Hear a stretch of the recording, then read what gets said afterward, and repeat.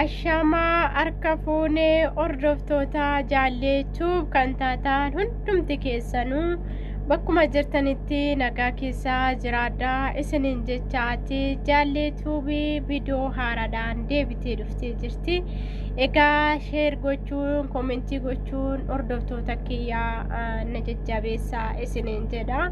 Akkasumas immoo warroonni naaf haaraa ta'an sabskraayibii gochuu laayikii komentii gochuudhaan sheerii gochuudhaan nu gargaaraa isiniin jenna Oromoo keenya. Egaa gargaarsa keessan malee namni tokko maa gochuu hin danda'u waan ta'eef gargaarsi keessan nurraa fagaatinaa isiniin jedha. Egaa viidiyoo haaraa barumsa xiqqoo ni qaba jedhee qabadhee dhufee waliin ilaalla asumaan isiniin jedha. Mata duree viidiyoo kiyyaarraa waliin barnoota kiyyaarraa karoora jechuun maal jechuudha isa jedhudha. Karoora jechuun maal jechuudha kan jedhu walumaan laallaa hordoftoota kiyya qaalii. Egaa warreen mana kanaaf haaraa taatan laayikiin dagatinaadha akkasumas sabskraayibii illee dagatinaa isiniin jira hordoftoota kiyya. Itti fufnaa mata duree keenyatti karoora baafachuun maal jechuudha isa jedhu namni dhalatee jiraatee yaaduu danda'ee jiru karoora malee jiraachuu hin danda'u. Nama ta'ee kan jiru kamiyyuu dirqama karoora baafachuu qaba. Karoora malee jiraata yoo ta'e namni kamiyyuu jiruu isaa adagaa keessa jirti jedheetiin fudhaan akka mataa kiyyaatitti. Kanaaf karoora baafachuun nu barbaachisa isiniin jedha hordoftoota kiyya qaalii. Karoorri kunoo maali isa jedhu waliin ilaalla. Tokkoffaa karoora baafachuu waan karoorsite sana karoorarra oolfachuu jechuudha jedha. Karoora baafachuu waan karoorsite sana karoorarra oolfachuu jechuudha jedha tokkoffaani. Wanta tokko erga yaadda ta'e karoorsita ta'e karoorarra oolchi jedha.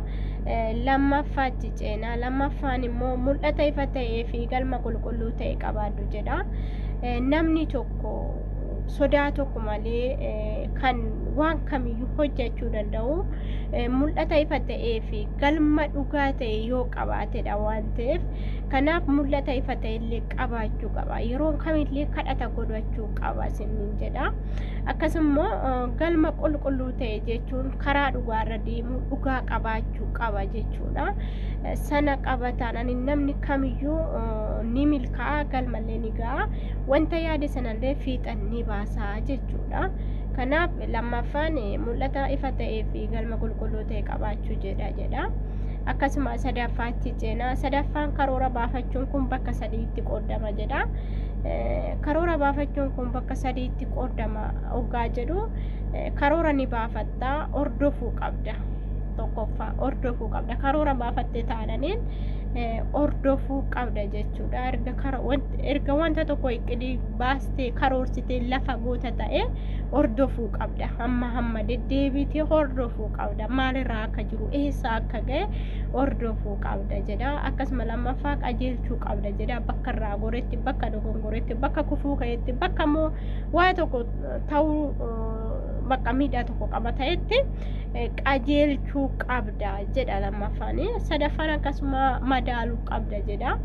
Wanta tokko wanta karoorsite sana madaaluu qabda. Eessatti ba'a maalirra ga'a jettee wanta karoorfattee irra jirtu sana madaaluu qabda jedha. Sadaffaa jalatti kan qabatee jiru. Egaa arfaffaatti ceenaa galma gahuudhaaf lakki jechuun gaariidha jedha. Galma gahuudhaaf lakki jechuun gaariidha.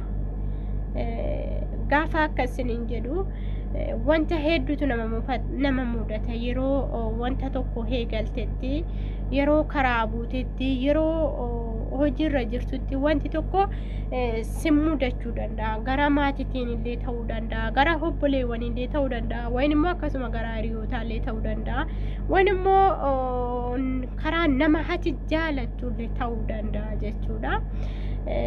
Wanta duubatti si harkisu tokko wayin immoo wanta karoora keessan duubatti harkifachiisu ta'uu danda'a.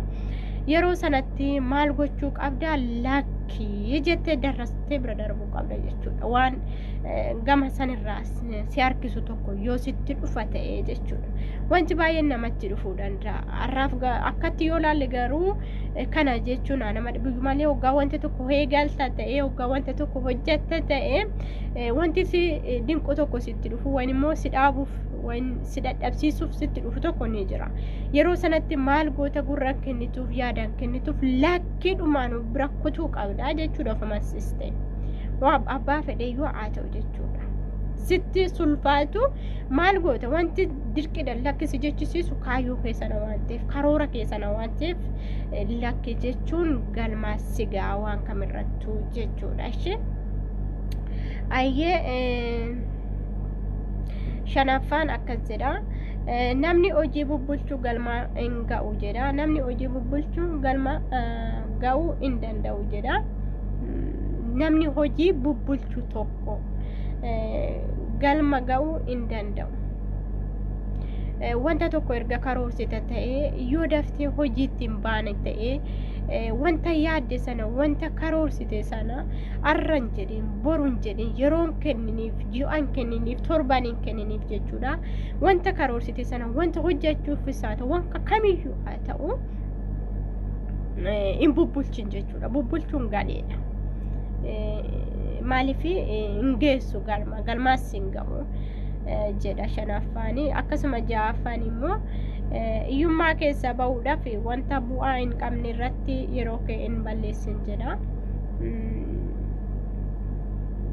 yeroon akkas jedhu iyyummaa keessa ba'uudhaaf wanta bu'aa hin qabne irratti wanta si fayyane tokko irratti wanta yeroo wajjin deemu wanta yeroodhaaf si gammachiisee darbu tokko irratti yeroo kee hin balleessin maaliif yeroo humna qabdutti yeroo fiddee bakka kam ga'uu dandeessutti guduunfadhu gajjedhi hojjedhu kanaaf humni har'aa kun humni ganamaa kun asin deebi'u waan ta'eef yeroo humna qabdu kanatti fayyadami siniin jechuun jaaladha obboleewwan kiyya qaalii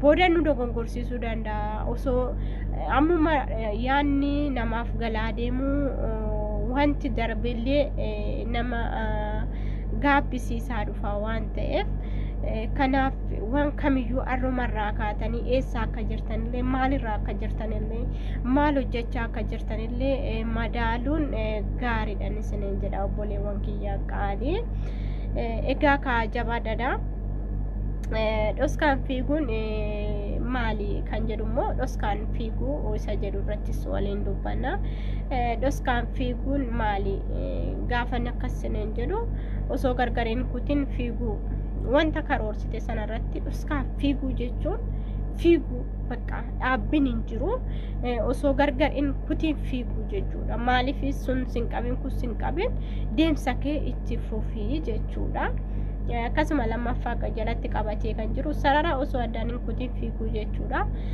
sarara osoo addaan hin kutin maalati wanta tokko erga eegalte ta'eeti erga haata ta'eeti jabaadhu addaan hin kutiniiti itti fufii sanaaf wanti galma hin gaamneef jiru jechuudha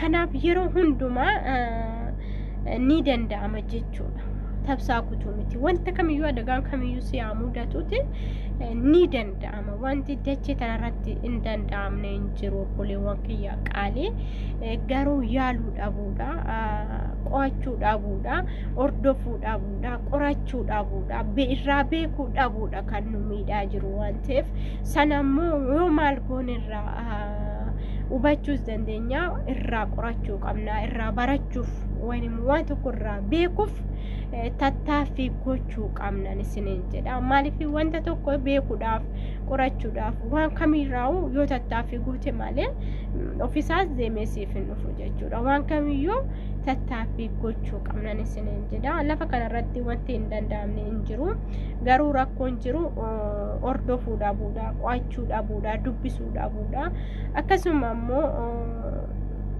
waan jiru kamiyyuu madaaluu dhabuudha jechuudha kan duubatti nu harkisaa jiru kan guddina nu dhowwaa jiru isiniin jedha obboleewwan kiyya qaalii egaa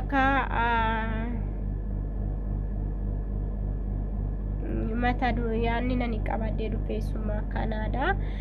Yoo isinitti tola ta'e asumaan itti fufa jechuudha.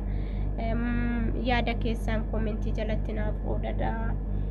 Akkasuma immoo laayikii gochuun dagatinaadha, komentii barreessuun dagatinaadha. Obboleewwan kiyyaa qaalii isinitti ulfaatina sabskraayibii tolchaadha. Maaliif isin hin dadhabdan jechuudha dhugaa dubbachuuf waan immoo wanti itti kaffaltan tokko hin jiru waan ta'eef sabskraayibii tolchuun dagatinaa isiniin jedha bileesse. Egaa isuma kana isiniin jedha obboleewwan kiyyaa waan irraa bennu tokko irraa waliif qoqqoonna. Gorsoota garaagaraa barnoota garaagaraa qabadhee dhufuudhaaf qophiidha. Isin immoo simannaan keessaan AO'uun isiniin jedha, harka rukutuun keessaan AO'uun isiniin jedha. Wanti tokko gaafa hojjattee eenyusaa nama san biratti fudhatama mamma qabu yoo argita ta'e jabaatamee hojjetama wanti hundumtuu jechuudha. Egaa isuma kana isiniin jechuu jaaladha obboleewwan kiyya qaalii jabaadhaa turtii gaarii isiniif haa ta'u. Bye bye.